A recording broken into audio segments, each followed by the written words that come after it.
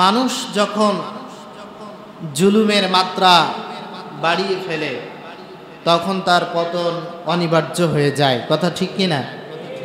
আপনারা দেখতেছেন যে নেপালের প্রধানমন্ত্রী সে হেলিকপ্টারে করে পালিয়ে চলে গেছে দেশ থেকে।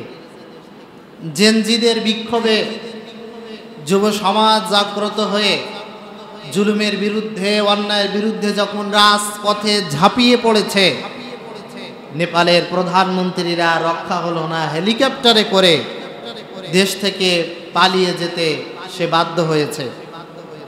আর আশ্চর্যের ব্যাপার হলো, যে সমস্ত দেশের প্রধানমন্ত্রীরা পালিয়ে চলে যাচ্ছে, সবাই মনে হয় আমাদের বাংলাদেশের প্রধানমন্ত্রীর কাছ থেকে শিখে নিয়েছে।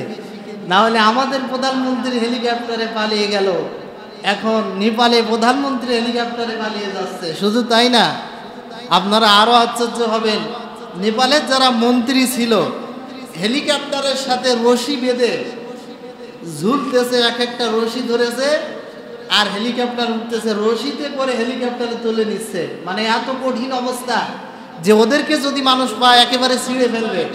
বলেন তো, এত মানুষের ক্ষোভ হওয়ার কারণ হলো এরা মানুষের পরে জুলুম করেছে, মানুষের পরে অত্যাচার করেছে, মানুষের পরে নিপীড়ন করেছে। যখন আপনারা ভালো করে জানেন, অনেক সময় দেখা যায় এলাকায় যখন চেয়ারম্যান মেম্বার মহড়া দেয়, সাথে 100, 200, 500 মোটরসাইকেল রাখে। তো জিজ্ঞাসা করবেন যে কেন রাখে? তার কারণ হলো একা চলার সাধ্য নেই, গরিবের গম মেরে খেয়েছে, চাউল মেরে খেয়েছে, রাস্তা দিয়ে যদি একা চলে বিপদ আছে না নেই? এখন নেপালে প্রধানমন্ত্রী পালিয়ে গেল হেলিকপ্টারে, মন্ত্রীরাও রশিতে ঝুলতে ঝুলতে পালিয়ে চলে যাচ্ছে।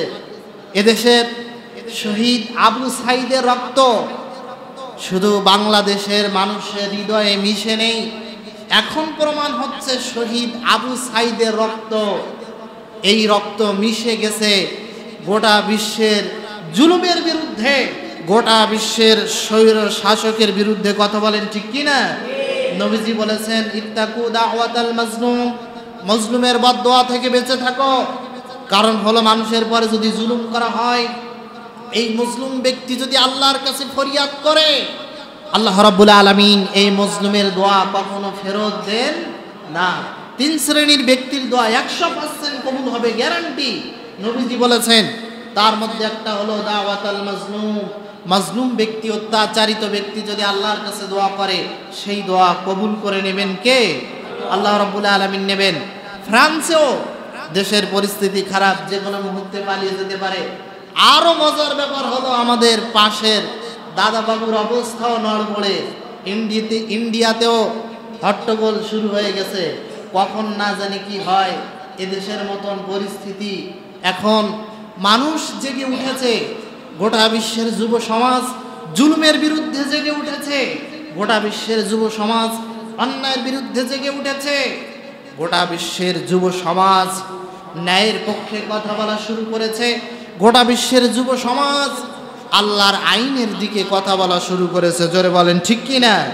আল্লাহ রাব্বুল আলামিন জুলুমবাজীদেরকে উদ্দেশ্য করে বলছেন, ইন্নাল্লাযীনা ফাতানুল মুমিনিনা ওয়াল মুমিনাতি সুম্মা লাম ইয়াতুবু ফালাহুম আযাবু জাহান্নামা ওয়া লাহুম আযাবুল হারিক। বলুন আল্লাহু আকবার।